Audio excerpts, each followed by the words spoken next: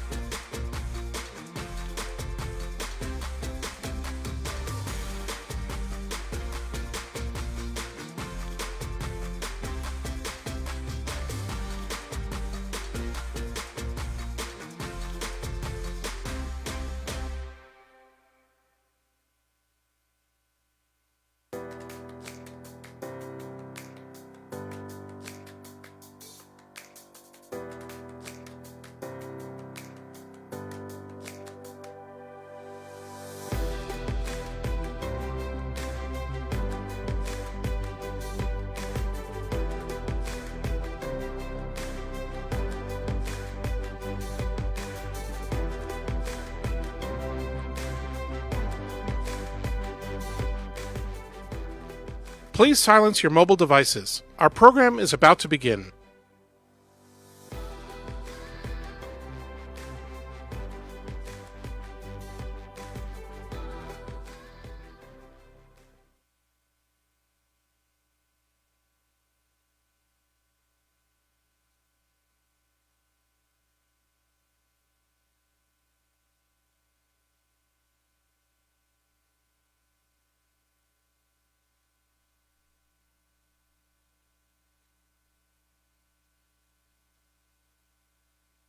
Please silence your mobile devices. Our program is about to begin.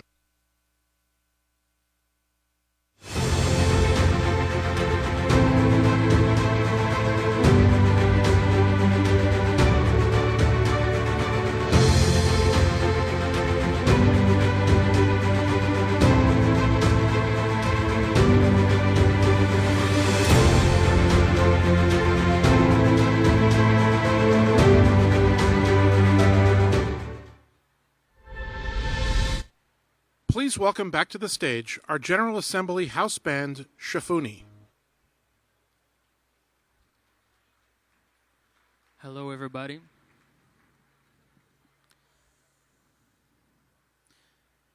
Hello, everybody. I'm Daniel Weiss from Kibbutz Be'eri. On October 7th, me and my brothers, my parents, have been in the kibbutz. And while the Hamas attack, we've been there for hours, evacuated at night, late at night. At morning, we have lost the connection with our parents and woke up next morning not knowing nothing about our parents. A week after, they told us that our mother is kidnapped and our father is murdered. And a month after, we do the Shloshim ceremony of our father, Shmulik Weiss. And at the same day, military forces came to our place and told us that they found our mother body, Judith Weiss, on Gaza. And when we started to think what to do in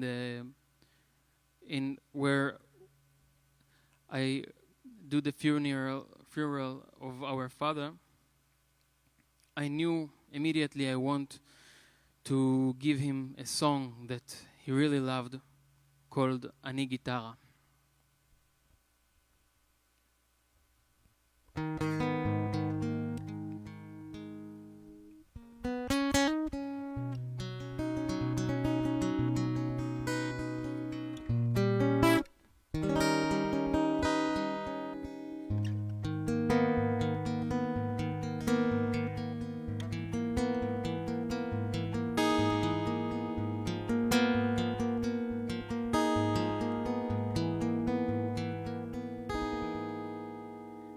גיטרה, הרוח מנגן עליי בחילופי עונות.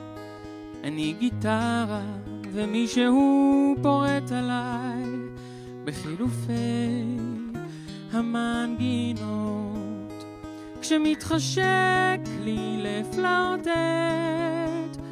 אני פוצח בדואט, גם אם זה טריו או קוורטט, זה לא מפריע.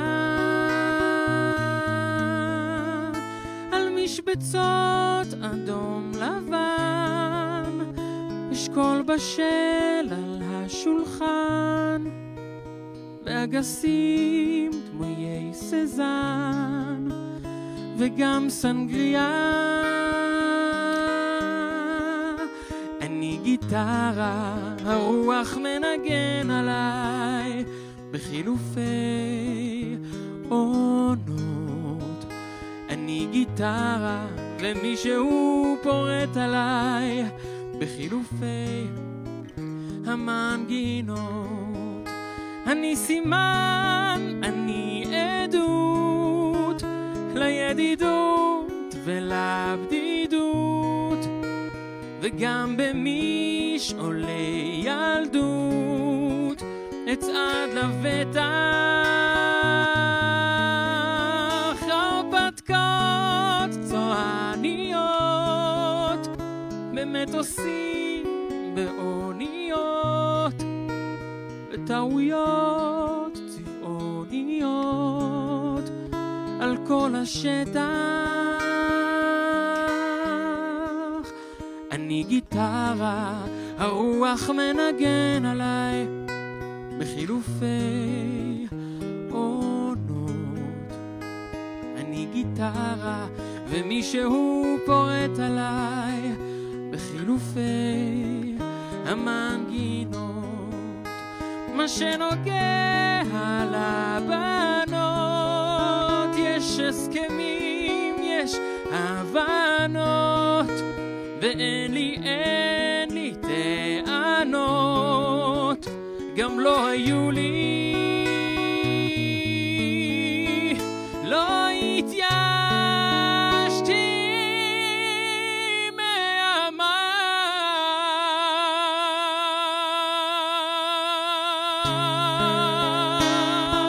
מימיי, כי מה שלא קרה במאי יקרה בעזרת השם ודאי ביוני-יולי.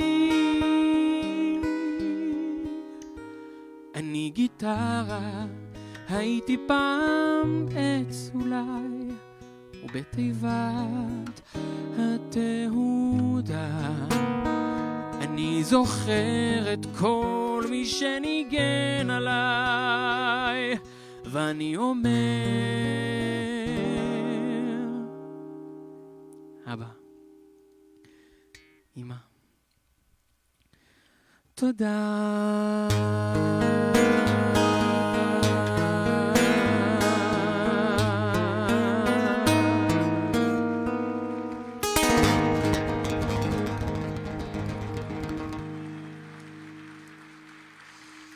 Thank you very much.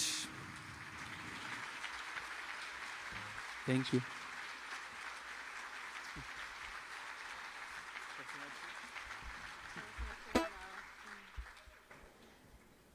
Hi everyone, we're N Border, previously known as Shufuni Band. We're from Gaza Envelope, and we're going to perform another song for you, which is a prayer called Shir LaMa'alot. You're very, very welcome to join us. We want to dedicate it as a prayer for protection for our soldiers and protectors, and for the hostages to get back home safely now, and for this war to be over, and for our hearts to heal.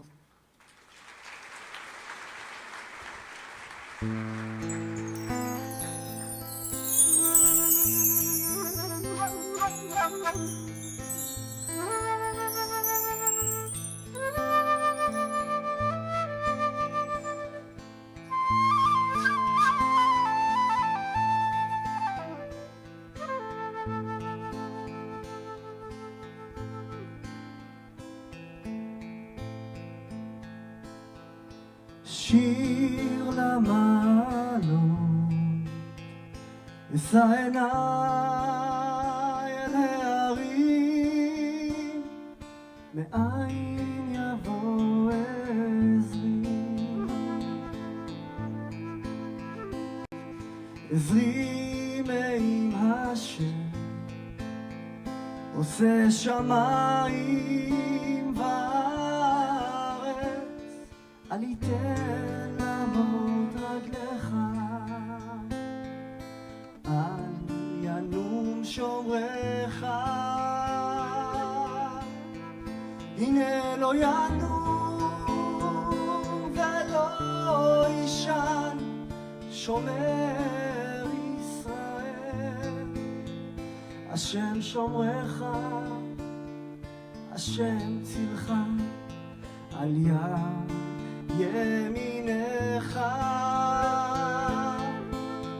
יומם השמש השמש לא יקקה וירח בלילה, השם ישמורך מכל רע, ישמור את נפשך, השם ישמור צאתך ובואך מעתה ועד עולם, מעתה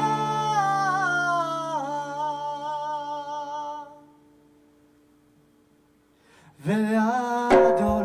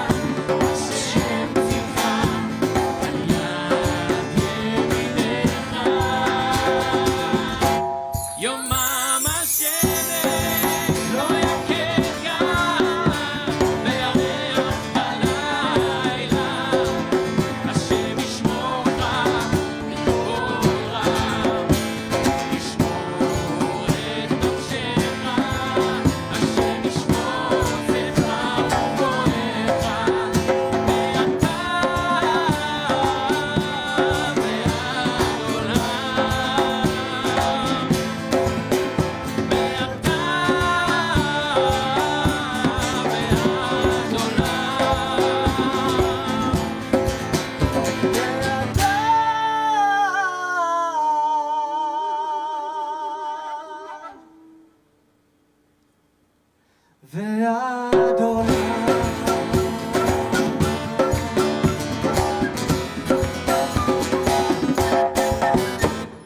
Thank you. Thank you so much.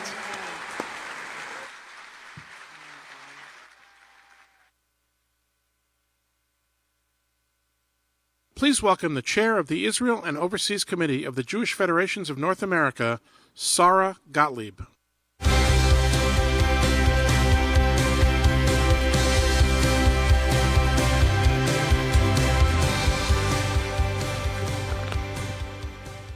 On October 7th, 2023, we witnessed unimaginable acts of terror that left deep trauma on the Israeli people. The magnitude and character of the attacks were unlike anything we could have thought possible. Amidst the horror, the Federation system articulated an unprecedented, resounding Hineni, here we are. We leapt forward to support our brothers and sisters in Israel like never before. Jewish federations together have raised over $850 million.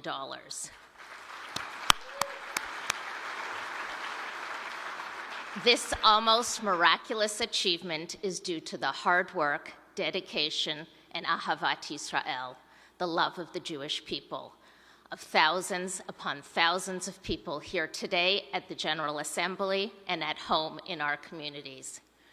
We should also be proud of the care, thoughtfulness, and strategic approach to allocating funds to provide the greatest help to the Israelis in need. I'm a marathon runner in my spare time, and this campaign has been much more of a marathon than a sprint. That's because the scale of suffering and trauma that was caused by Hamas on October 7th and the needs of the Israeli people have been so enormous. From the beginning, we have allocated funds across 4 main pillars: lifeline services to ensure access to essentials like food, clothing, and housing; medical and trauma relief by equipping hospitals, training caregivers, and setting up hotlines for those in need. Economic relief through an emergency loan fund, providing hundreds of millions of dollars to help small and medium businesses stay afloat, and community resilience and rebuilding efforts to support tens of thousands of displaced people, especially in the North, in returning home and restoring their communities when it's safe. It's difficult to convey how much we have accomplished this year to save lives and helped Israelis. Above all, we have demonstrated the strength of the enduring relationship between North American Jews and Israel. In this profoundly challenging time for the Jewish people, our leadership and contributions have created a lasting impact. Thank you from the bottom of my heart for all that you have done, and in advance for all that you will continue to do as these crises continue. Together, we have affirmed loudly and clearly that the North American Jewish community will always be here for our brothers and sisters in Israel, as our parents and grandparents were as well, and as our children and grandchildren will be. This work would not be possible without our historic partners, the Jewish Agency for Israel and the American Jewish Joint Distribution Committee, who have been on the ground in Israel for many decades, powered by Jewish Federation's annual campaigns. In a moment, I will turn the stage over to our partners at the Jewish Agency for Israel to help bring us a little bit closer to their incredible work. But first, it is my pleasure and privilege to welcome great Israeli leaders who are dedicated to helping the people of Israel and to strengthening the bonds between Israel and the North American Jewish community. Please join me in welcoming the First Lady of Israel, Michal Herzog,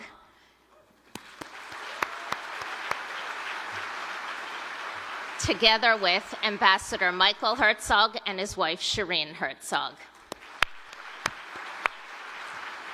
Welcome to you.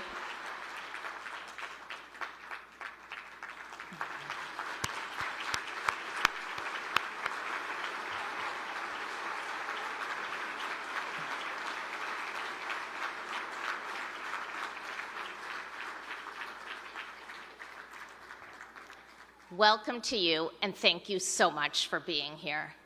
We are also so fortunate to be joined by President Isaac Herzog, who will be addressing this audience in the second half of the plenary.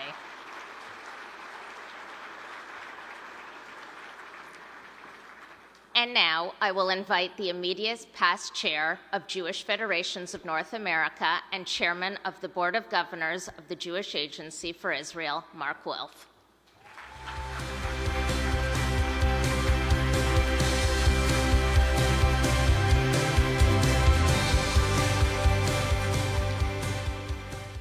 Thank you so much, Sarah.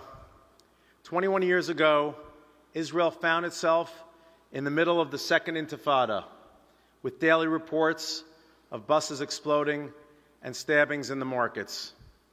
Jews around the world wanted a way to connect with the people of Israel who were the victims of terrorist violence. In partnership with Jewish Federations, the Jewish Agency for Israel created a fund for the victims of terror. Within 48 hours of a terrorist attack, we visit the victim and their family, deliver an initial financial grant, and let them know that Jews around the world are thinking of them on the worst day of their lives. For the next 3 years, the fund accompanies the victim and their family through their physical and emotional rehabilitation. I have personally had the honor of delivering many of these grants to the victims and their families, and I've been able to witness firsthand the impact this care has on their lives. Each and every time they look at me and tell me how much it means to them that the global Jewish community is with them during their time of great need.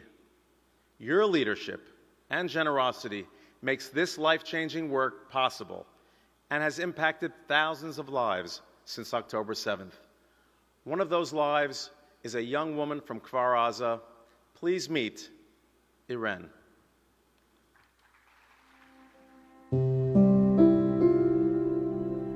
Neta and I met at a bar, and he was the weird one. Then when he asked me to go on a date with him, I said no, because you are the weird one. But he never gave up and asked me again and again, so eventually I said yes. He told me that I will fall in love with him, and he was right. I fall in love very, very quickly. He was so charming and kind, and he has a beautiful soul. He was my best friend. He was my everything.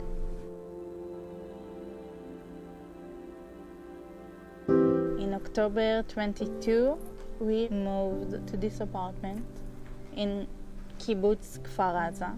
I really love this area. It's a beautiful place. It's like heaven to me.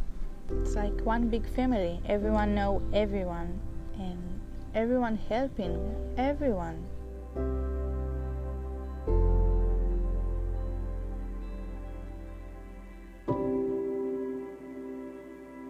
We get up at 6:30 in the morning from the alarm. They tell us that rockets are coming. Our safe room is our bedroom, so we just stay in bed. But then we start hearing gunshot and yelling in Arabic. And Kfar Aza is close to Gaza. We're only 3 miles away, but we don't hear Arabic. At 11:30, we start hearing the terrorists come closer and closer. And then the terrorists broke our windows in the living room and the kitchen. And they managed to open the safe room. And they throw a grenade into the room. The grenade exploded, but it was far from us, so it was fine. And then they throw the second grenade.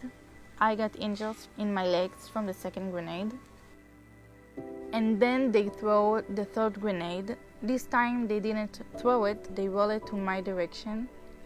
And my instinct was like, make myself invisible, the tiniest I can be, and I will be fine. But Neta was the opposite. He chose to yell grenade out loud. And when I look up, I see him jumping on the grenade, and while he jumped, they shoot him several of times in the stomach. And then he lie down on the grenade, and the grenade explode. And then they throw the fourth grenade that started a fire inside the room. And I couldn't breathe because of the smoke, so I put a shirt on my nose and wait. And eventually they left.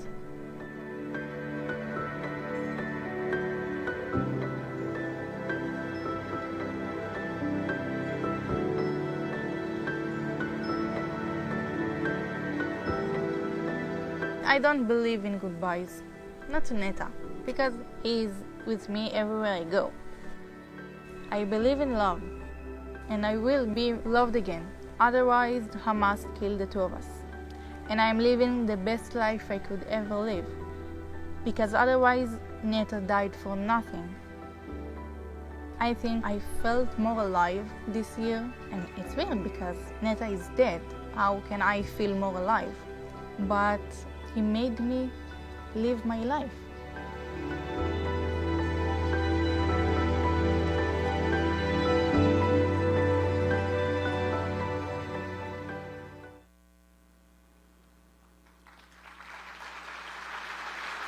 Thank you.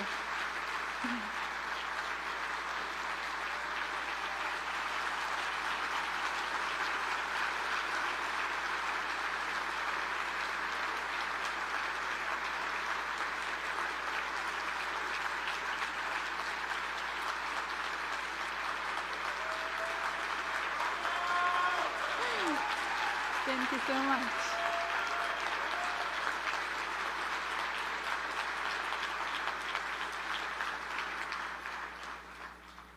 My life. In some ways, Neta was my life. He was my love, and it's for him that I stand strong here today. But it is because of you that I'm able to do that.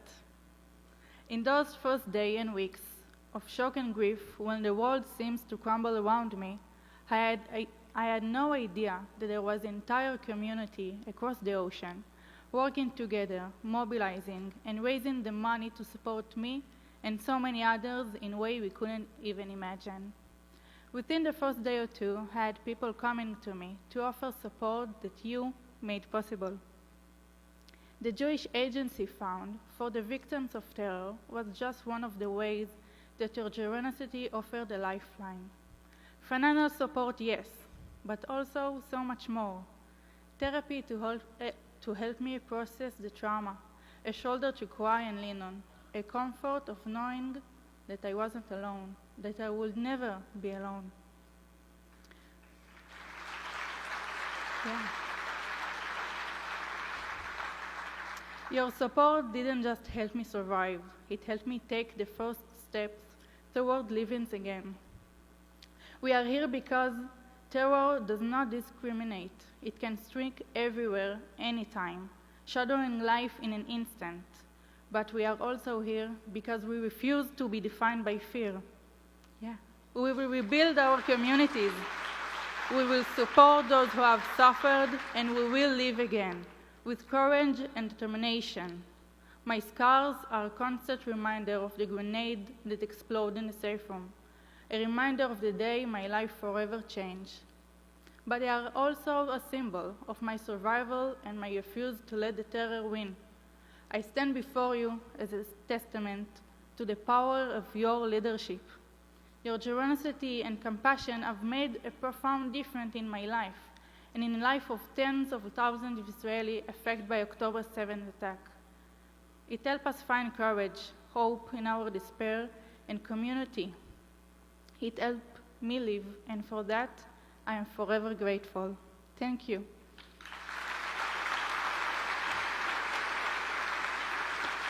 Thank you so much.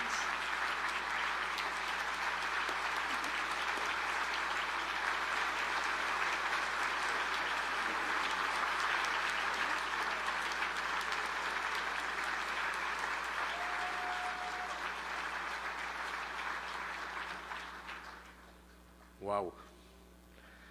Thank you, Irene. Your story will remain in our hearts. But it goes far beyond the fund for the victims of terror.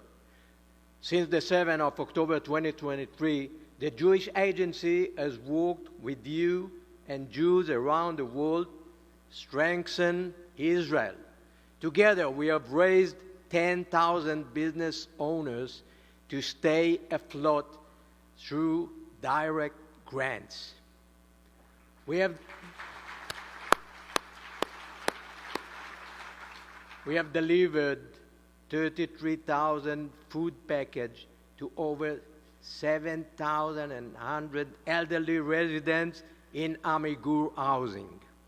And with Jewish passion and involvement stronger than ever before, there have been a record 33,000 people who have made Aliyah in this last year. Through your gift, you have been there for them too.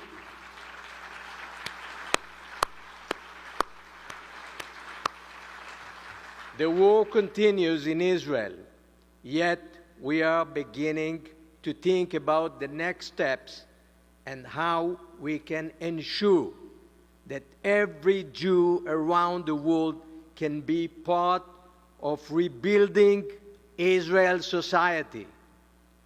We will continue to bring in new Olim who will strengthen our economy and our society. We will allow every Jew around the world to be a part of helping Israeli through local shlichim, through volunteer work, and through our partnership networks that connect us all. I invite every Jew around the world to be part of this next step. We work with all of you in 66 countries around the world and with our close partners, the JDC, in securing Jewish communities, addressing the needs of the most vulnerable, and ensuring that each Jew can connect to their Jewish identity. My message to all of you is simply thank you. This work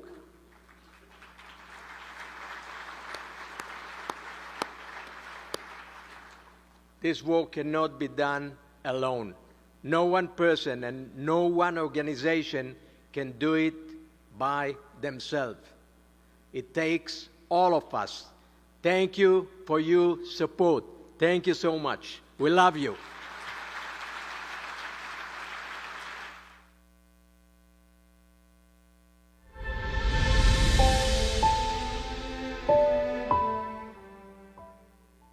Please welcome back to the stage our scholar in residence, Michal Biton.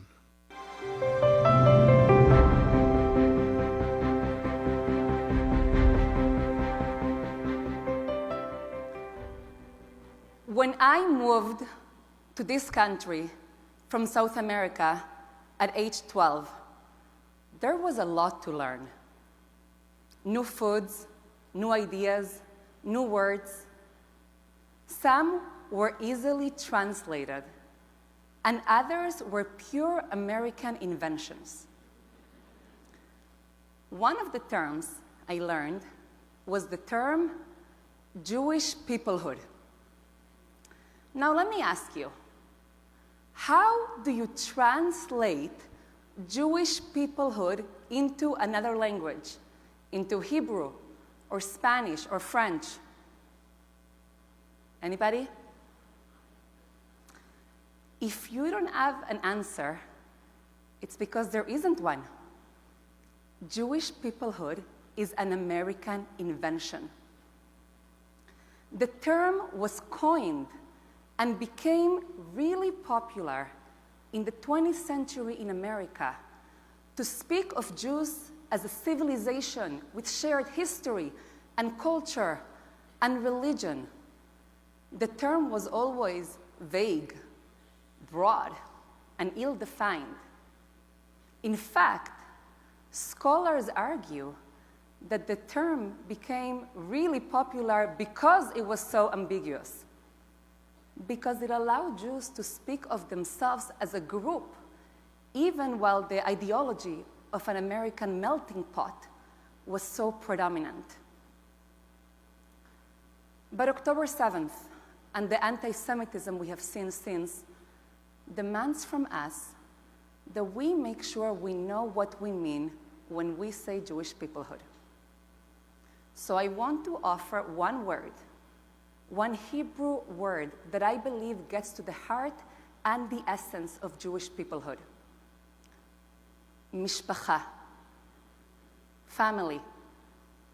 Or as I've learned to say in Ashkenazi American Hebrew, mishpacha. Okay? I did it right? Mishpacha.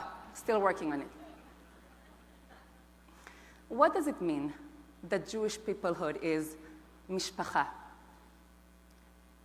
Shortly after the Holocaust and the establishment of the State of Israel, Rabbi Soloveitchik asked a question. Are we still a Jewish people?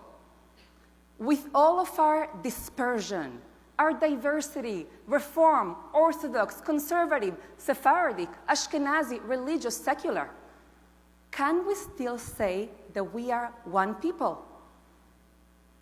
To answer this, Rabbi Soloveitchik returned to an old Talmudic question. The rabbis asked, what if a man with two heads, walks into the Bet Midrash, the house of study? Is it one man or two men? One person or two? Do they receive one portion of inheritance or two? For the lawyers in the room, should they file taxes once or twice? To answer this question, Rabbi Soloveitchik said, we can do a test. Take a pot of boiling water. Pour it on one of the heads. Then watch the other one. If it cries out in pain, then it is one person. If we cry out in pain for each other, then our Jewish peoplehood is mishpacha. But this is not just a metaphor. On the morning of October 7th, a man called Elchanan Kalmanson woke up to the horrific news coming out of southern Israel. He called up his brother Menachem, his nephew Itiel, and they drove from their home in their West Bank settlement of Otniel over 60 miles to Kibbutz Be'eri. Under fire from Hamas, they went from house to house and rescued family after family from brutal death. But some families did not want to open their doors of their safe rooms. They were afraid this was a trap. So Elchanan tried doing different things to convince them he was there to save them. He sang Simchat Torah songs. Not everyone knew them. So then Elchanan cried out ancient and sacred words that have been woven into the fabric of Jewish life throughout our history. Shema Israel, Adonai Elohenu, Adonai Echad. Hear, O Israel, the Lord is our God, the Lord is one. When families heard these words, they opened their doors and they were saved. Tragically, Elchanan was killed, but not before he helped save 100 precious lives from Kibbutz Be'eri. I want you to think about that moment. A religious Zionist man on one side of the door, secular kibbutznikim on the other. They did not worship the same way. They did not vote the same way. They did not live the same way. But in that moment, they remembered the essence of what it means to be a Jew.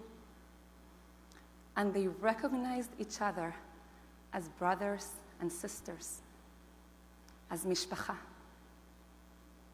They did so using the very same words that our ancestor Jacob used on his deathbed to remind his children that despite all their disagreements and divisions, at the end of the day, they are brothers. The pain that we've experienced as a people on October 7th has reminded all of us that we are mishpacha. That is why we feel the pain of Jews we have never met from Amsterdam to Paris. That is why so many of you in this room have moved heavens and earth to help Israeli Jews thousands of miles away. That is why our hearts break, our voices cry out, and we will not stop advocating for our hostages who are still held in brutal captivity by Hamas.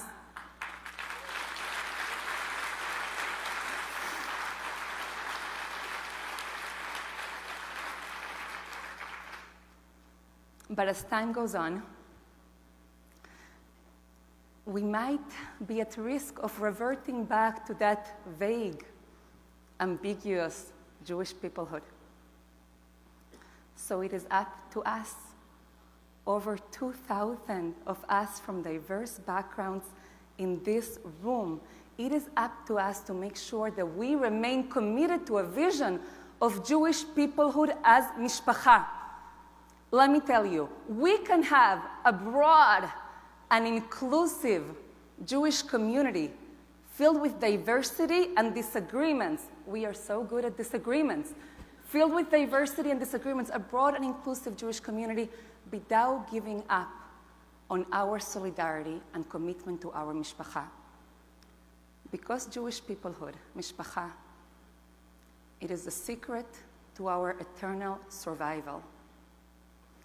It is the foundation for Israel's existence today and its future tomorrow. And it is the thread that connects us American Jews to each other and to Jews around the world. let us, each of us, recommit today to make sure that we continue to be guided by this vision of mishpacha and breathe new life, breathe new spirit into the soul of our mishpacha here in this country, across our communities and around the world. Thank you.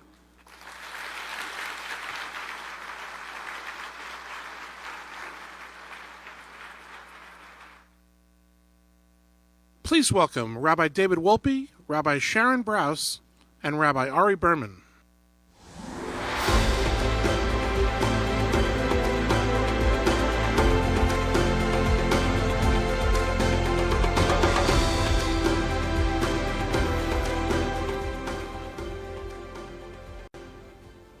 This past week, we read about the beginnings of our people with Abraham, and according to the rabbis, Abraham saw the world as a palace that was doleket. And doleket can mean full of light or full of fire. It can be a world of pain or a world of beauty. And we've invited a couple of rabbis here today to talk about a year of pain and also a year of hope, a year of anguish and enchantment. And each of us are going to speak about a couple of moments that we have experienced this year that have enabled us to feel both of those emotions poignantly and unexpectedly in this most unexpected and painful of years. For me, at least in part, it was being at Harvard all year, which was already painful without any explanation required, and seeing the encampments and seeing a place of higher education turn into a place of vituperation and hatred. But it wasn't the most memorable part of the year. The most memorable part of the year was when I traveled with Julie Platt and other members of the Federation to Israel, met with hostage families, heard the daughter of Ron Benjamin talk about how every time she put food in her mouth, she couldn't eat because she didn't know if her father had food. When she got cold, she couldn't put a blanket on herself because she didn't know if her father was warm. And then on a subsequent trip, sitting next to a friend of mine whose son was serving in Gaza, and he told me that many of his friends have a sign on their door, and the sign says, "Do not knock," because they know what a knock means. It comes from the army, and it's about your child. And you realize not only the pain that people have endured, but the pain that they fear, the anxiety that they anticipate every single day, living in a land where their children are on the front lines. And so we don't only live with the pain of what has happened, but with the fear and anxiety of what might happen, and with the heroism of those who have both endured it and also, at least in spirit, have prevailed over it. So I'm going to ask Rabbi Berman first if he will share with us some moments from his year that he thinks of as particularly poignant and memorable. Thank you so much, David. It's an honor to be here with you, to be with Sharon, and this august meeting of the leadership of the American Jewish community. It's my distinct honor and to be in the presence of the co-chair of this General Assembly, a Yeshiva University alumnus, Gary Turgo, the past president, one of our trustees, Mark Wolf, who just spoke, and of course our dear friend, Julie Platt, and to be together with partners, truly the leaders who have showed us the way this year. You know, if you ask about the most poignant moment, there's no doubt for me, the most poignant one was on October 7th, and I was in Jerusalem on October 7th with hearing the air raid sirens, and I was standing with my son, who was at the time a senior at Hebrew University in computer science, but he's also a reservist in a combat unit in Givati. And he was told to go get his phone, and he saw that he was called up to service. And I had to send my son off to war. not knowing what will happen to my son. He has been serving in the IDF for over 200 days. He's currently standing on the border of Gaza, and I ask you all to please include him, Yehuda, in your prayers, along with all of our soldiers who are in service of our people.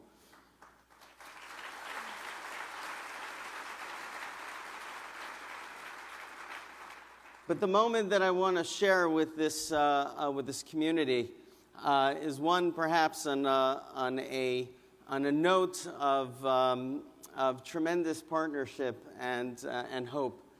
One of the aspects of being president of Yeshiva University is that I get to attend many basketball games. We have a very popular basketball team. Do people know that? Very popular basketball team. Like, I thought I was coming to Yeshiva University. It'd be great academics, they're professionals, they're business, they're rabbis, they're educators. But we have an amazing basketball team, the Yeshiva University Maccabees. They won 50 games in a row at one point, and were ranked number 1 in the country in Division III. Number 1 in the country.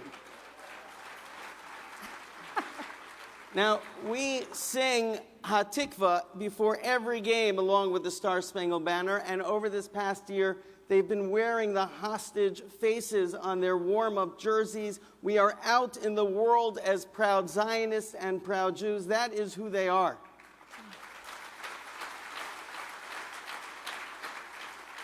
So there was one game that was deep in Pennsylvania, 4 hours away from New York, that took place on Erev Shabbat on Friday afternoon.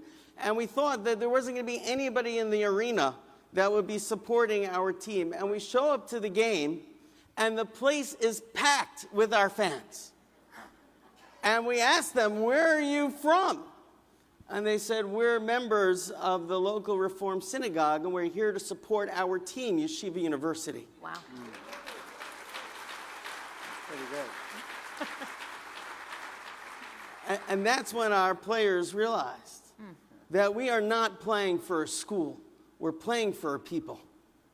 And that is the sense that I have felt across this country, across the world with the Jewish youth and our adults, across this amazing Am Yisrael, across this mishpacha, that we all feel that we're playing for something larger than ourselves, we're playing for a people. And we are not defined and being cornered by hate, but we are defined because we support each other with love, with a shared mission and a shared purpose. And that's been my experience that's been defining this year.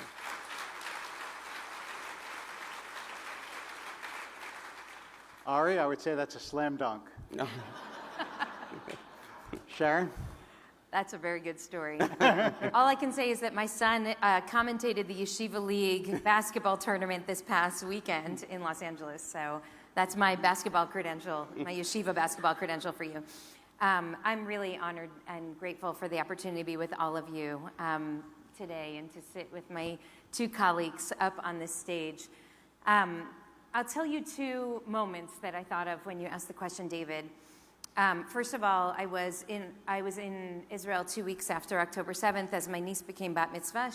My family lives in Ra'anana. And it was very painful and very powerful to be there. But the story that I actually want to share happened not 2 weeks after, but actually just about 2 months ago. One of the 6 Chatufim, one of the 6 hostages that was killed in the tunnels, executed along with Hirsch, was Almog Sarosi. Almog, as many of you know by now, was at the Nova Festival with his girlfriend Shachar. She was injured almost immediately when the attack came. And it was said that Almog could have made it out alive, but he stayed with Shachar so that he could be with her, and he was taken into captivity, and he survived nearly a whole year in captivity. And in those terrible days after the hostages were executed and there were funerals all around the country, my brother in Ra'anana went to Almog's funeral. There was not enough room in the tent where the mourners were. There were hundreds of people packed into that tent. But at some point, the mourners in the tent said the words, Yitkadal v'yikadash Shemei Rabbah. And the people who were around them in the tent said, Amen. And then the people who were standing the whole next block away outside of the tent heard the first Amen, and they said, Amen. And then the block behind them heard that Amen, and they said Amen. And my brother, who was about 2.5 or 3 blocks away, just heard this rolling Amen, and he and his family just closed their eyes and said Amen with all their hearts and soul. And when he shared this story with me, when he got home that night, we talked about the incredible power, what it means to be part of a family and part of a people that can show up for each other, strangers like family, as Michal just said, and with our own very presence, hold each other in moments of greatest sorrow and grief. And I share that story because that's what happened in my own community in Los Angeles over the course of the past year. That's what happened at Yeshiva University. That's what's happening in Jewish communities all over the country. People brought their broken hearts and sang together and prayed together and held each other. And there's an incredible power in that. And I first just want to affirm the power of community and what it means for us to be with one another in the dark, not to fix each other, not to make it okay because we can't, but just to grieve together. The second story that I want to share is something that I experienced myself when I just landed in Tel Aviv on July 1st this past summer. And I went and hugged my family, and then I went into an arena in Tel Aviv where there was a confab of all of the peace organizations that operate in Israel, run by Israelis and Palestinians alike. That arena was packed with 6,000 people. Every single seat was full. And one after the next, speakers got up and spoke about their pain, about their broken hearts and their sorrow. There were Israelis who had been in captivity, who, thank God, had been released. There were Israeli Jews who still had family members who were in captivity, and there were people who had lost their family members who were fighting in Gaza. There were Palestinians who lost many of their family members in Khan Yunis, in Gaza City. There were Palestinians whose family members in the West Bank had been victims of extremist violence in the West Bank. And together, one after the next, they spoke about their broken hearts, and then they said, Hazman higia, the time has come for a different path forward. And I was so moved by the fact that the people who are most proximate to the pain, Israeli Jews and Palestinians and Druze and Bedouin, could stand up and say there has to be a different future. Not yachad lenatseach, together we will be victorious over the other, but yachad letaken, together we can heal. When we honor each other's broken hearts and see each other's humanity, we can collectively build a just future. And for me, as an American Jew, just witnessing the courage that it took for those people to stand there and say those words, I thought, how can we as diaspora Jews not amplify and support and platform and resource those incredibly courageous voices in Israel itself?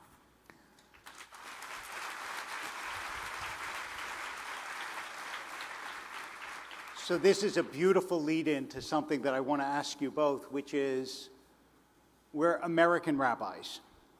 What does this moment mean for the American Jewish community? Because this is where we live, this is our place. Today, as we'll hear in a little bit, is Veterans Day. It's a very American day. So what do we have to say about our own community and the way in which it confronts October 7th? Well, I think that there are 3 points that I would discuss briefly. One is that there's a great renaissance that's taking place right now. The Jewish soul has been awakened. And we have seen the Jewish people return to their tradition in the most powerful ways. Now, we've seen this at Yeshiva University, where we're bursting at the seams with Jewish students, not just from the day school system, but from the broader community who are seeking a nourishing education that helps them understand their values and their core. And that is, but really all across the community, we're seeing people return to Torah, people return to Jewish tradition to find meaning in their faith. There's a Jewish renaissance that is happening right now. The second is that we have a universal mission. that our goal isn't just for our people. You know, one of the amazing things, I was just walking on our barren campus the other day, and a young woman introduced herself to me and said that she is Iranian. She's studying in our graduate school, and she just came from the University of Tehran, and now she's studying at Yeshiva. And she's studying biotech. Is this an exchange program, Tehran? And it might be a one-way exchange program. But what's incredible is how many people, I was just walking around our halls, we have students from Zimbabwe and India and China and Burma, and we don't hide who we are. We're the flagship Jewish university. We're proudly Zionist. And people are not repelled by our values, they're attracted to our values. Right.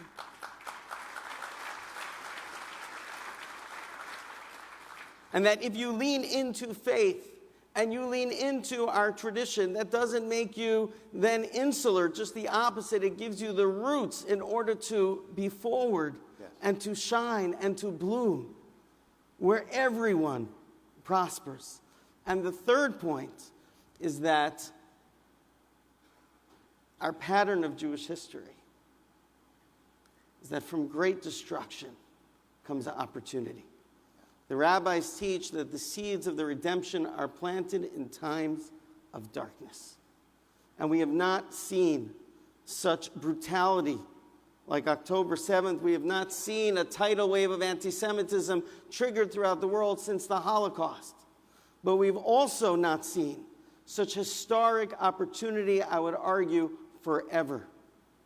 That there's an enormous moment right now with the Jewish Renaissance, with the possibility of spreading our values, not just to our people, but to the world. And with the disruption that creates enormous opportunity, my question for the American Jewish community is, does our dreams match this opportunity? Yeah. Are we aspiring high enough? In 1981, Rabbi Norman Lamb sat here, my predecessor's predecessor, at the General Assembly celebrating the 50th anniversary of the General Assembly. I think he said at the time that they raised $1 billion on the 50th year. And he said that the question that I have, he said, was where will we be in 50 years? Will there be another General Assembly in 50 years? Will we do the Jewish education to educate our children and our grandchildren? And now I am sitting here at, I think, like the 94th General Assembly, knowing that there will be a 100th Assembly, and saying this enormous success of the American Jewish community in education. And we should be proud of that, and we should recognize that and affirm that. And understand that our goal, though, isn't just continuity. Our goal is destiny. And the Jewish destiny is to take our values, embody them, live them, embrace them, and bring them out into the world. And we have enormous possibility to do that today.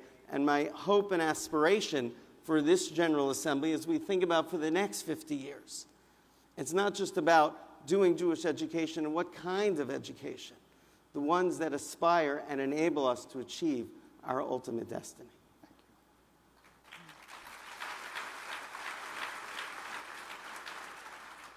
I really agree with you that our goal as a people cannot just be to survive. We will survive this. We're survivors. We've survived terrible, terrible chapters in history. The question is, who will we be on the other side of this? And I really believe that this is a critical moment for our Jewish community to get very clear about who we are, about how seriously we take our own Torah, that every single human is created b'tselem Elohim, not just Jews, but every single human. How seriously we take Jewish history and what it means to have been the stranger for thousands of years, the oppressed, the persecuted, the beleaguered, the ones that nobody fought for. And can we put together our Torah and our history and articulate a set of core values that help us lead with our humanity, that help that light shine in a way that not only shines on our own people, but actually on all people. I was so moved this past year to read Rabbi Shai Held's new book. Many of you read it, I'm sure. Judaism is about love. And he talks about all of the ways that we've been raised to think that Christianity is about love and Judaism is about action, right? But actually Judaism is about love. And we look at Ve'ahavta l'reacha kamocha, which really is a call for us to love each other, even to love those who are across the aisle, to love those who have different politics, to love those who, look at the last Tuesday night very differently than we do, to love each other because we're family.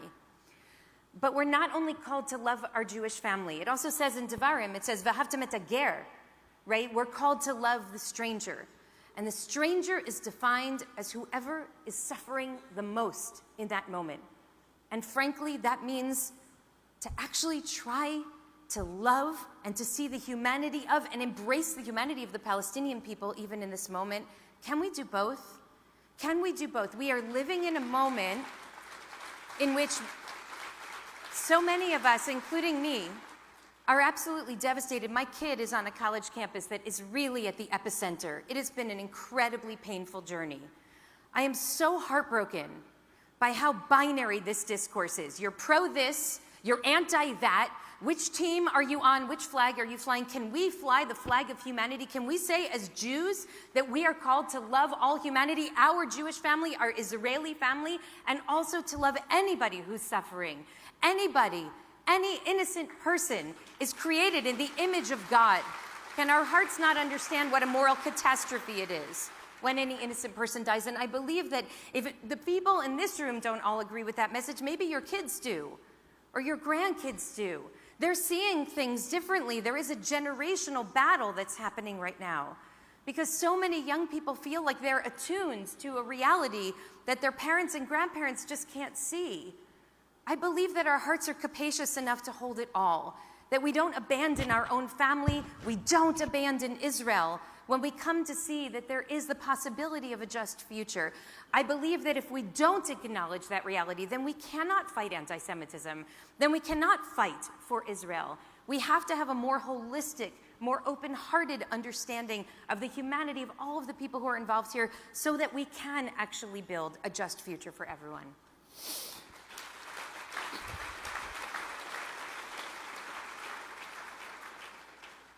My own experience has been actually that the two beautiful testimonies that you just heard are really one. Because when you speak Jewish, you speak to the world. When the United Nations, which is in theory the most universal institution in the world, wants to express itself, what does it put on the front of the building? Lo yisa goy el goy cherev, lo yilmedu od milchama. It speaks in a Hebrew accent, which is what the poet Heine said, that freedom speaks in a Hebrew accent.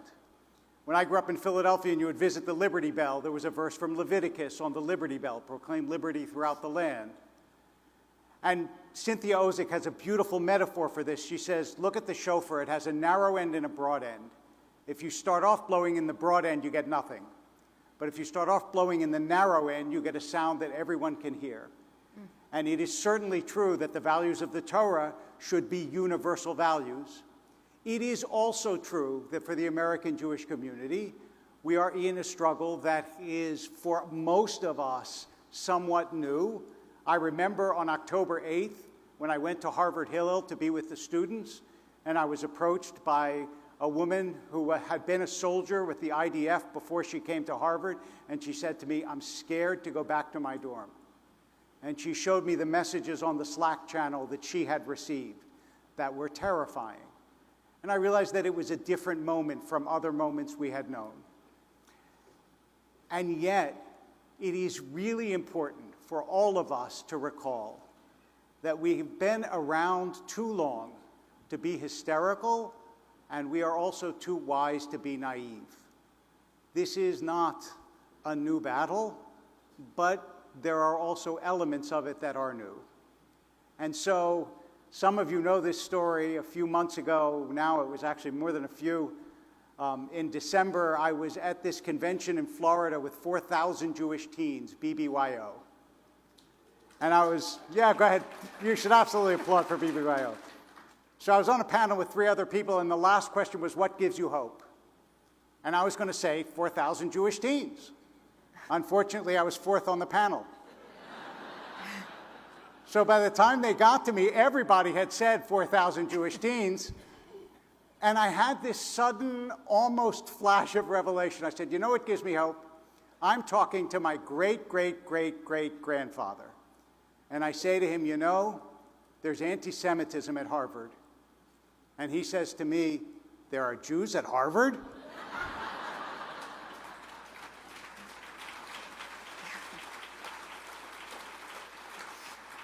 And I say, yeah, but they hate Israel. And he goes, there's an Israel?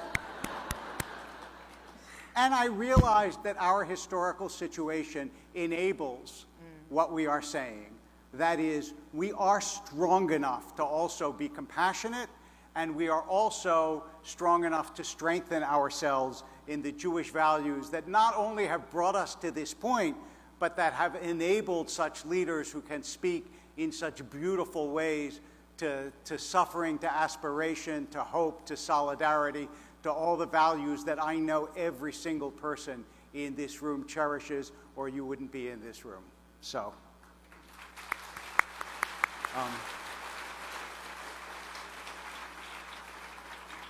I got some pretty firm marching orders, so we need a closing message from each of you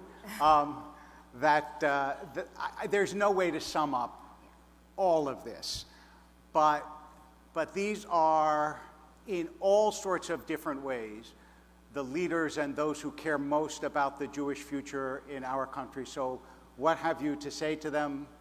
Is it okay, Sharon, if I start with you? Yeah, I mean, I'm going to share with you a very short story, which is we took a trip with our community IKAR to Central Europe a couple of summers ago, and we visited Kosice, which is a town in Slovakia, because one of the people who organized it from our community, her family was from Kosice. And there used to be 12,000 Jews in Kosice. It was 1 in 5 people in the town. It was a very Jewish town. Almost all of them were murdered in Auschwitz. When they rounded up the Jews, they brought them into the big synagogue in the center of town, and they stayed there for many, many days while they awaited deportation. And since almost everybody was killed, the synagogue essentially sat like it was the day the last Jew was dragged out of there for 60 years. Until one day, someone went in and started to clean it up and think that they maybe would do a little bit of renovation. And when they did, they actually started to pull some of these wooden pews off the walls. When they pulled the wooden pews off the walls, they saw behind the wall a miracle. They saw behind the pew on the wall these pencil scrawlings, where the Jews who had been forced to wait in that place for days, knowing that they were likely heading to their death, scrawled saying, "It is 1944. We don't know where they are taking us. We need you to know that we were here." We came a couple of years later and we saw those scrawlings. And I was so struck by the incredible act of faith that these Jews awaiting their death believed that one day there would be Jews left in the world. And those Jews might come back to this place, and those Jews might pick up their dream and actually find meaning in their lives and their deaths. This is a moment of political earthquake in this country, just as it is in Israel. And I believe that our dreams matter profoundly. And the message I gave my community after the election was, we share our dreams, we live our values, even if we cannot see them manifest immediately. We scrawl them with pencils on the walls that will be covered with wooden pews, because we know and trust as a Jewish people that one day someone will find those messages and will carry on our dreams for this country, for the state of Israel, and for the future of humankind. And I think that that is absolutely the very best way that we can respond to the challenges of extremism and human cruelty and callousness that we're fighting today, to keep holding on to our dreams, because, my God, we desperately need them.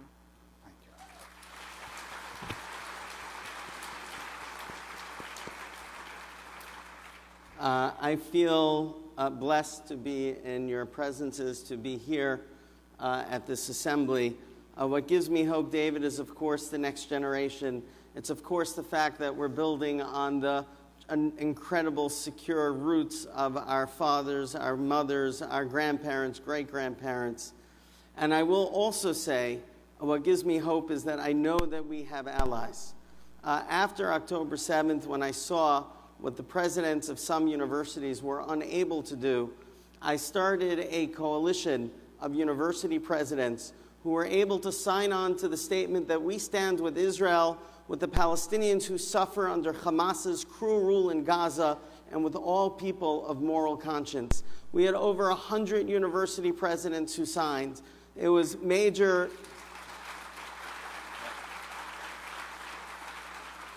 public and private universities, faith-based universities, and historically black colleges and universities. One of my first calls was to a dear friend of mine, Rochelle Ford, president at the time of Dillard University. She spoke at the Washington rally last year based on this this leadership of the coalition.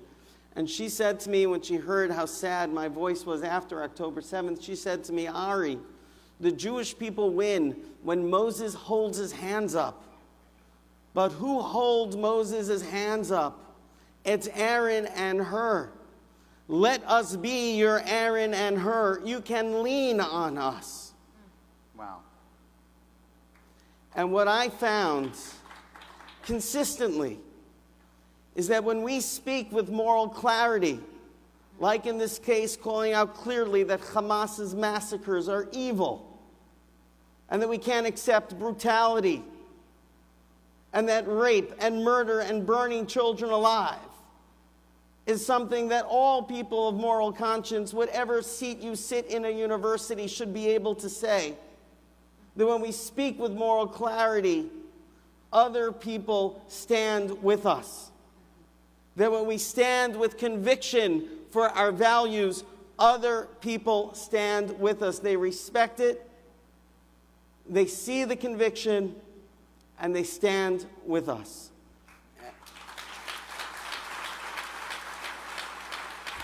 There is enormous opportunity today, enormous. And it's not just about Jewish education, Jewish continuity, it's about Jewish destiny. And all of us need to be aligned to that purpose, to inhabit ourselves, our strengths, our values, and bring out our mission to our people and out into the world. Thank you.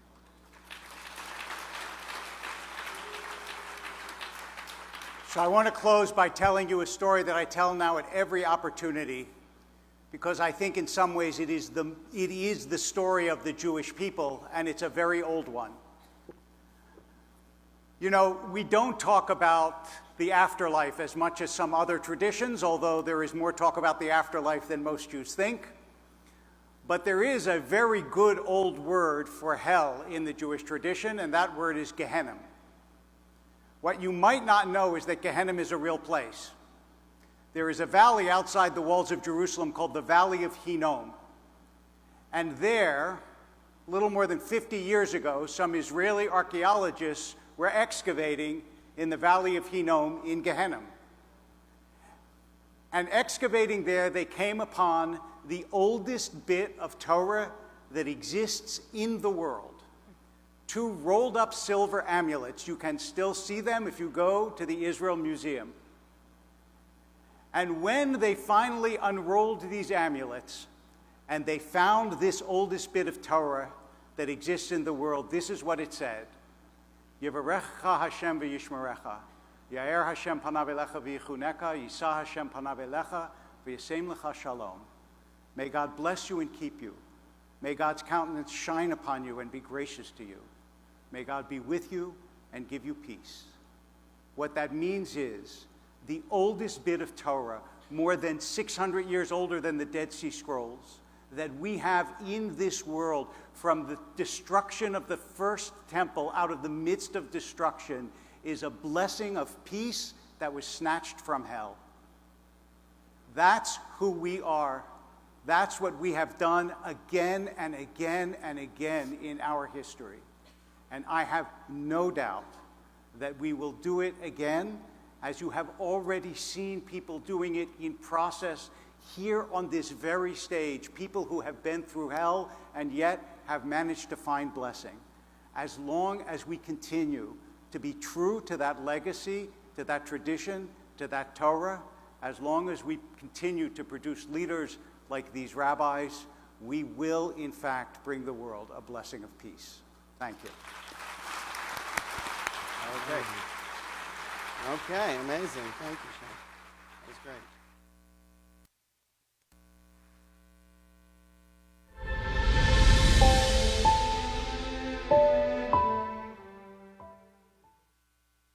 please welcome to the stage the co-chair of the Israel Emergency Allocations Committee and the chair of the Professional Talent Committee at the Jewish Federations of North America, Jeff Schoenfeld.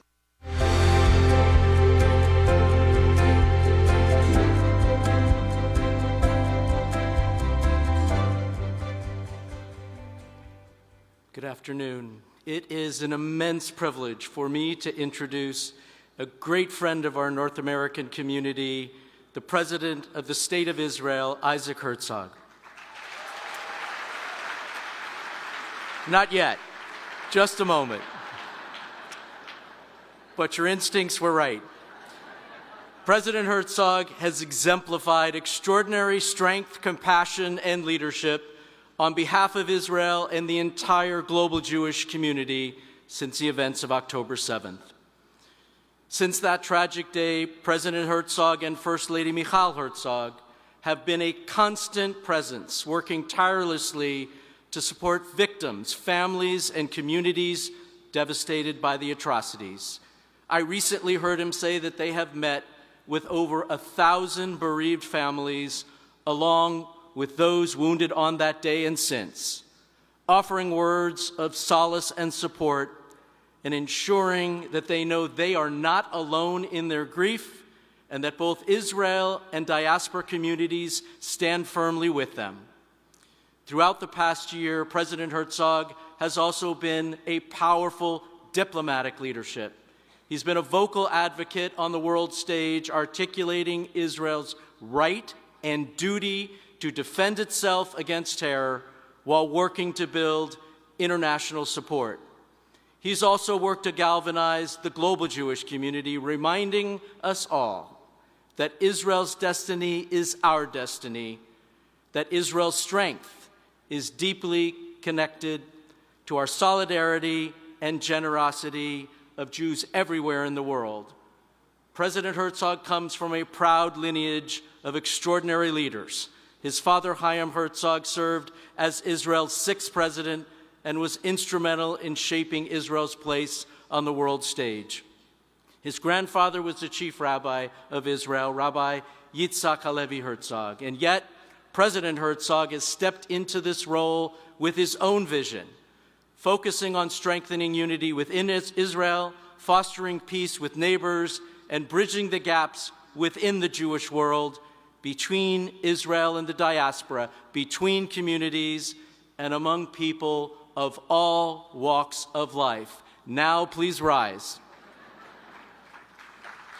It is my deep honor to give the warmest JFNA welcome to the President of the State of Israel, His Excellency, President Isaac Herzog.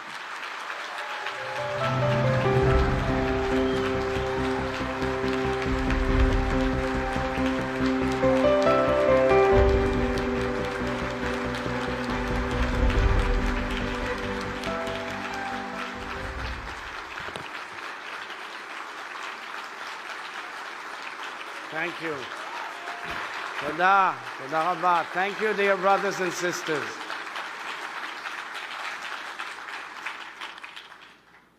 Dear sisters and brothers, I know many of you, so I send you a hug from here, security issues and all.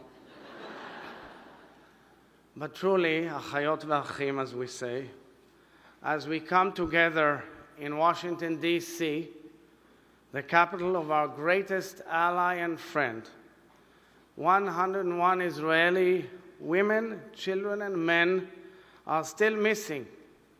They have been held in brutal captivity by Hamas terrorists, enduring hell for over 400 days. With us here today are the families of Yair Veitan Horn, Arbel Yahud, Romi Gonen, Keith Siegel, Sagi Dekel Chen, Omer Nutra, Itai Chen, and Nimrod Cohen. Their loved ones.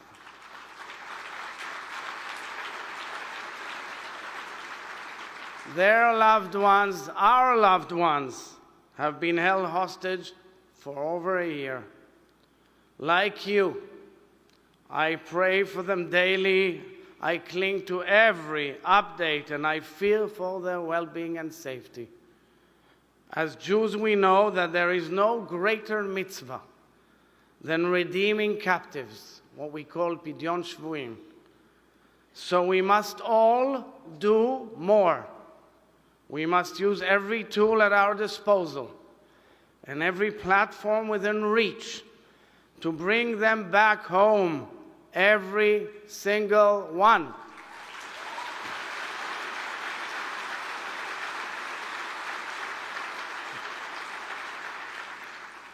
Failure to bring back our hostages home will leave our nation hemorrhaging and scarred for generations. It will tear through the delicate fabric of our people. I call on you, American Jewish leaders, keep fighting for our people, keep fighting to bring them home. We must all together fight with every fiber of our being, do whatever we can to bring them home immediately.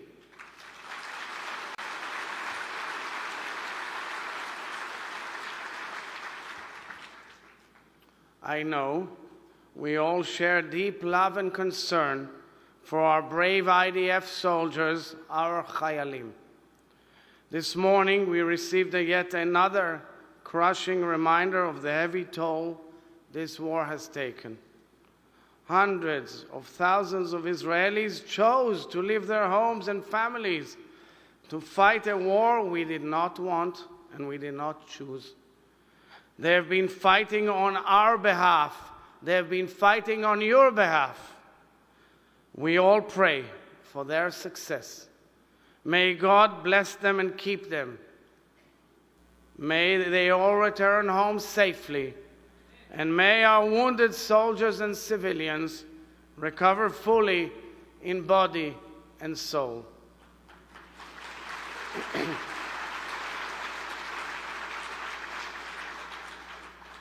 Dear friends, as President of the State of Israel, I congratulate President-elect Donald Trump, a champion of peace and cooperation and a great friend of Israel. In our conversation just a few days ago, following his election, we spoke of the urgent need to bring our hostages back home. President Trump reiterated his love for Israel. I thanked him for his friendship and wished him every success in leading Israel and the Middle East towards a future of security and prosperity. I take this opportunity to express gratitude and admiration to the 46th President of the United States, my dear friend Joe Biden, for his lifetime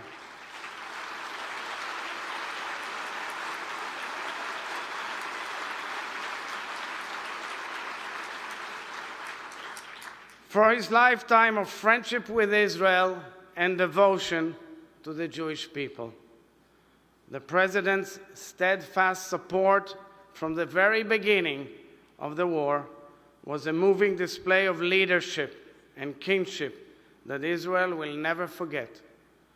I look forward to meeting with President Biden tomorrow and thanking him on behalf of the state and people of Israel for standing by us in our most difficult moment.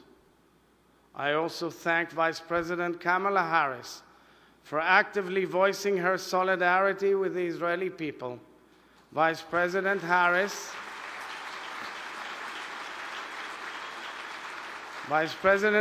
and I have known each other for a number of years.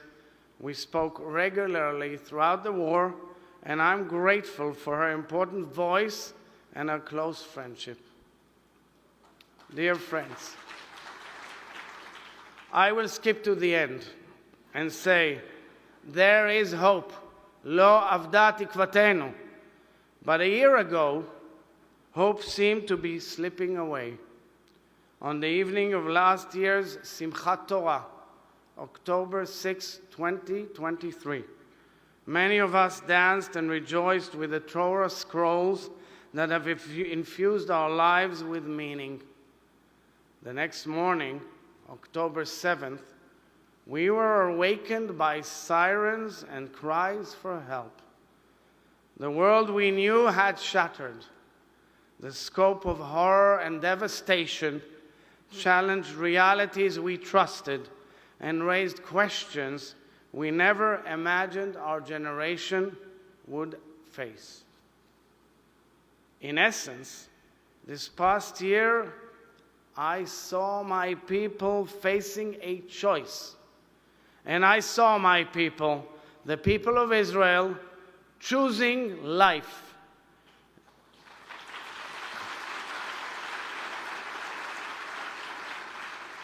So I would like to share with you some of what I saw and experienced since the day our world changed. Virtually every single day since October 7th, my wife Michal and I met with bereaved families, families of hostages, survivors, and evacuees. We paid respects to thousands of mourners in Jewish, Muslim, Druze, and Christian homes. We met with Nova Festival survivors, many with PTSD, and with children left without family and without a home. We visited almost every hospital in Israel, spoke with thousands of wounded soldiers and civilians in emergency rooms and in rehab. We met with the women and little children who returned from cruel captivity in Gaza. We saw people who lost almost everything a human being can lose: family, love, freedom, security, livelihood, shelter. We met with tens of thousands of Israelis who went through hell. One of the profound moments I experienced this past year, a moment which I will carry with me as long as I live, was standing at the bedside of IDF Captain Ro'i Nahari, a 23-year-old paratrooper platoon commander, lying in Soroka Hospital, surrounded by his family. On October 7th, Ro'i dashed southward without hesitation, together with his team. They saved countless lives in a courageous battle in Kibbutz Kfar Aza, until Ro'i was fatally wounded. As their son took his final breaths, Ro'i's parents asked Michal and me to come into their hospital room to be with their family in their most sacred, intimate moment, their moment of parting from their beloved Ro'i. We saw a mother and a father, Iris and Ronen, standing heartbroken, yet upright. We saw siblings lifting their eyes with tears and pride. We saw Ro'i's twin brother, Bar, also an officer in the paratrooper, lying on him, holding him, weeping uncontrollably, unwilling to part. I will never, ever forget saying goodbye to a hero I did not know. By saluting Ro'i during those agonizing moments, his family chose to honor the values for which we are holding this state, the values for which he died, and the meaningful life he lived. I said to Ro'i's family what I would later repeat to nearly 1,000 bereaving families. Michal and I would meet throughout the year. I cannot change the terrible fate. It is indeed terrible.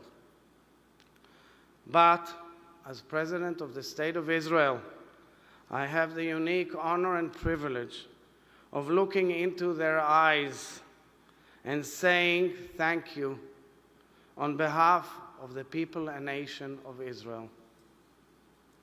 Last month, dear friends, as we marked 1 year to that Black Sabbath, Michal and I traveled to nearly every community attacked by Hamas on October 7th, beginning at 6:29 a.m. at the Novel Festival site.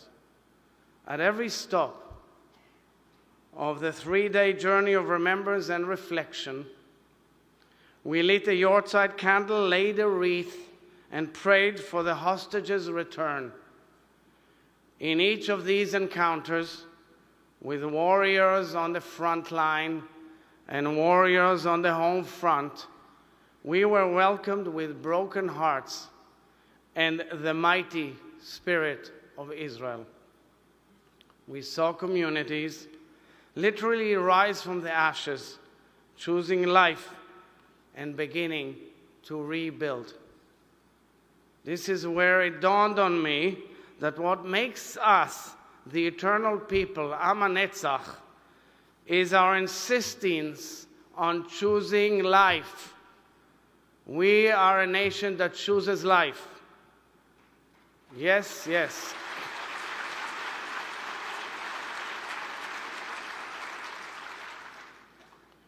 Dear friends, the American Jewish community also made a choice. You chose to mobilize for Israel like a family, with no ifs and buts, instantaneously, no questions asked. You, Federation members and leaders from all across America, chose to come to Israel, to pay Shiva calls, to provide funding, to volunteer. You chose to demonstrate solidarity and bear witness. You chose to show up for us when we needed you most. The warmth and the affection and love expressed by World Jewry gave the Israeli people a lifeline and strength to persevere. This was our finest hour, and this was also your finest hour. We are now seeing the needs in Israel growing, spreading from south to north. Over the past few months, Israel's northern border has been under constant attack, with rockets targeting millions of Israeli citizens, killing civilians and foreign nationals, forcing hundreds of thousands from their homes. Over the past 24 hours, hundreds of rockets were fired from Lebanon into Israel.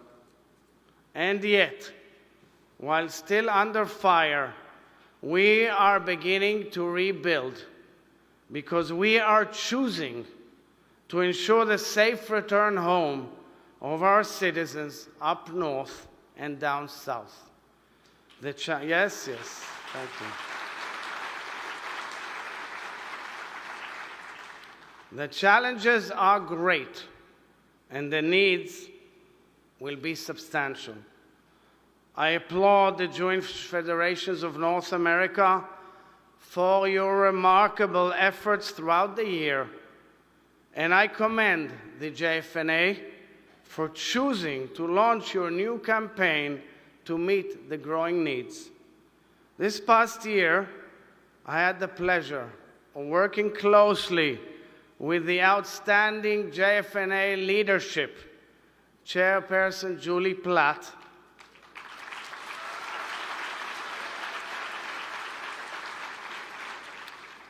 JFNA President Eric Fingerhut, campaign co-chairs Steve Hoffman and Jeff Schoenfeld, and head of your Israeli office, Becky Caspi, and her team. Along with many distinguished board members and federation presidents who all demonstrated Jewish public service at its best. You truly made a difference. I thank you all for leading this magnificent, historic operation, and I cherish the trust and the friendship which we share. Dear friends and dear family, the global Jewish community faces considerable challenges. The terrifying scenes from Amsterdam just a few days ago, in which Israelis and Jews ran for their lives in the heart of a European city, invoked dark images we declared never to see again. The civilized world cannot tolerate a mob seeking out Jews, and we will not allow this to be normalized.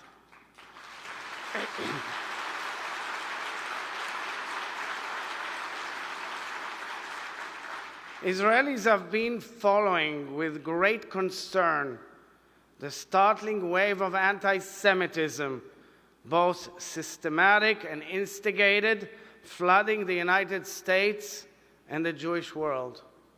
We see the widespread hatred and the infectious ignorance and our hearts ache. The well-being of Jews in the United States, in Europe, and all around the world is intrinsic to who I am as a Jew and as an Israeli.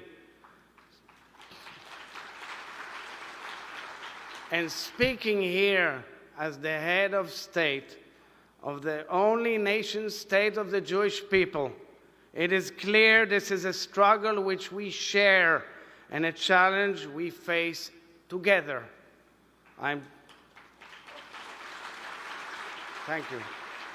I am deeply invested in this urgent battle, and I applaud each of you for choosing to be at the forefront, working with Jewish organizations all over the world and communities to safeguard the Jewish people. Much of the anti-Semitism which we are seeing is an evolution of the age-old hatred of Jews. But for many years now, we have seen the engine behind the modern-day anti-Semitism, the Iranian regime and its allies. The Iranian regime calls for the annihilation of the State of Israel openly and blatantly, and is seeking nuclear weapons. It is truly an empire of evil, spreading hatred throughout its numerous proxies, social networks, and agents all over the globe. The Ayatollah regime is our enemy because of its intentions and actions. And still, we must differentiate between the regime and the Iranian people who deserve better.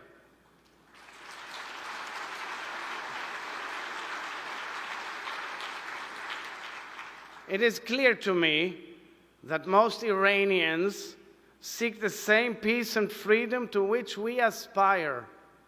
I call on the Iranian people, who come from a rich tradition of proud heritage and culture, to choose to rise up and change the direction to which their leaders are dragging them.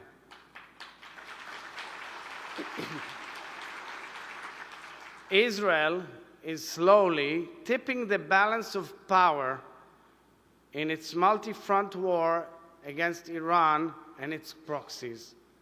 From here in Washington, D.C., I call on the free world to challenge the barbarism with force and conviction, without fear, united with our allies, chief amongst them, the United States of America.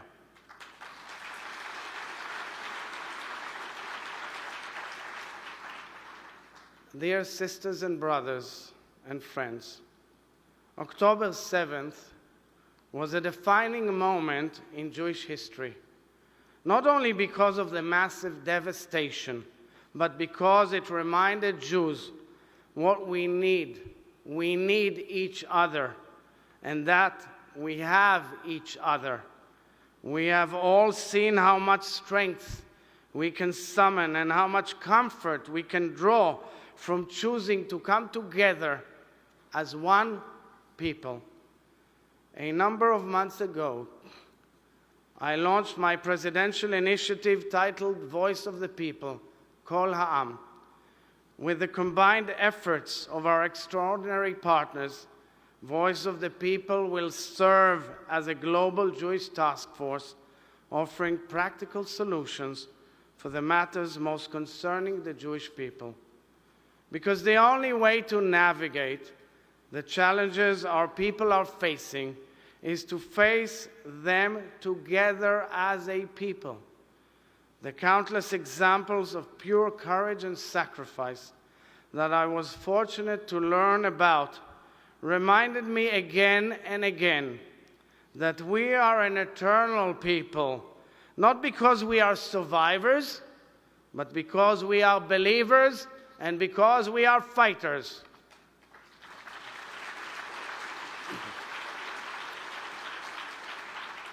We fight.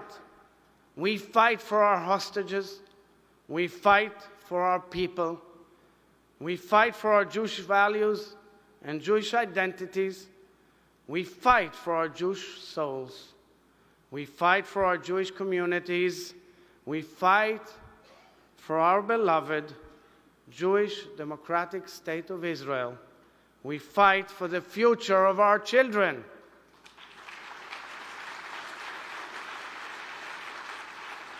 We are eternal because of the choices we make, because we choose life, because we choose each other. Right now, today, we can choose not to be defined by the tragedy that has struck us, but to define ourselves by the resilience with which we emerge from it. Because if we cry together, rally together, mourn together, we can also choose to rebuild together. We are all stakeholders in the Jewish future, and the choice is ours, only ours. A few months ago, dear friends, I had a long, emotional conversation with a grieving mother. She said that choosing life is very, very difficult for her, because it forces her to face the loss every single day.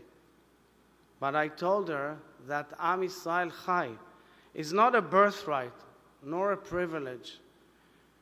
It is a duty, and it is a choice that we make every moment of every day. Achiotai ve'echai, my dear sisters and brothers, let us choose to rebuild our eternity together. Lo avda tikvateinu means we did not lose any hope. I say to you, we will not lose any hope, and we shall prevail together. Thank you all. Bless you. Chizku ve'imtzu.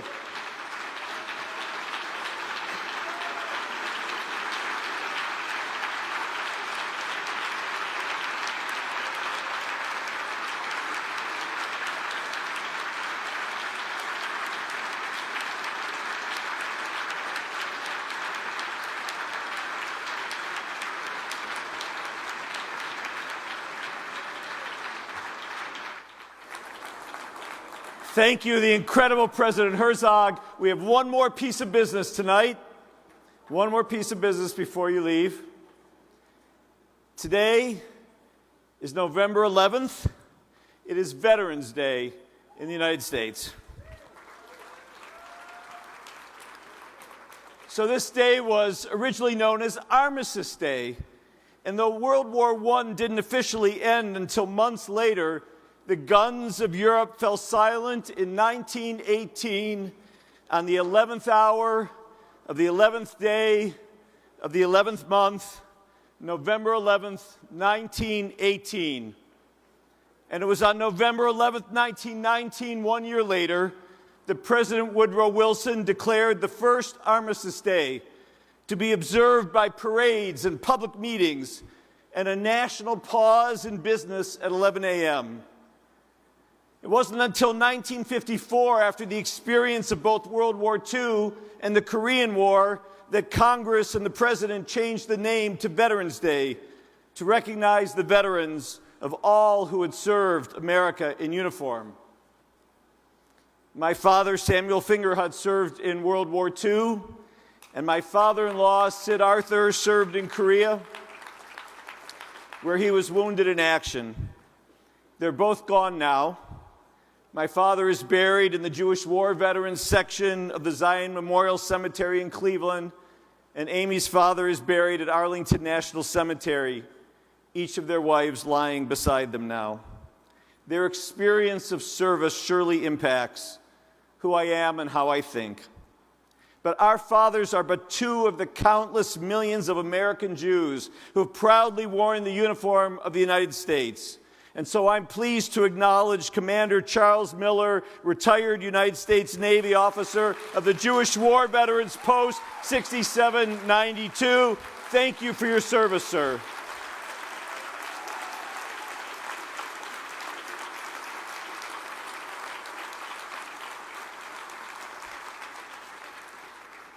You know, World War I lasted over 4 years, from 1914 to 1918. World War II lasted 6 years, from 1939 to 1945. The Korean War, 3 years, 1950 to 1953. The Vietnam War, depending how you count, lasted nearly 20 years. To my father and my father-in-law and their generation, wars that lasted just 6 days, as Israel's triumph in 67 did, or 19 days, as the Yom Kippur War did in 73, these were the exceptions to wars that were long and grueling. Perhaps this is why we struggle with how best to lead our community at this moment. The war in Israel, as we know,